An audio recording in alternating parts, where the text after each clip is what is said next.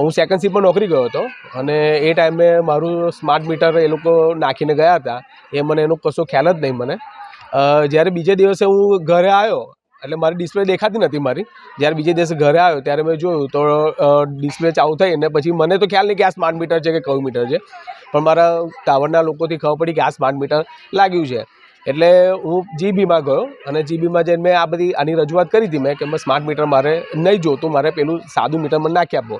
પણ એમને મને કીધું કે બધાને હવે આખા ઓલ ગુજરાતમાં આપણે આ જ નાખવાનું થશે કે અમારે સ્માર્ટ મીટર નાખવાનો વિરોધ છે.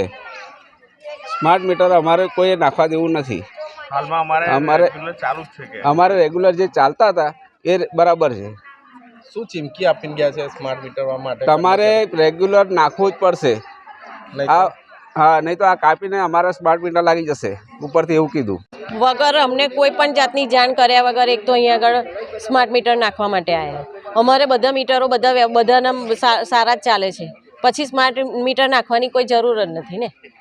અને અમે એનો વિરોધ કર્યો કે ભાઈ અમારે અહીંયા નથી નાખવા. તો કે એમણે ધમકી આપી કે તમે નહીં નખાવો તો અમે આખું કે તમારું કનેક્શન કાપી કાઢીશું.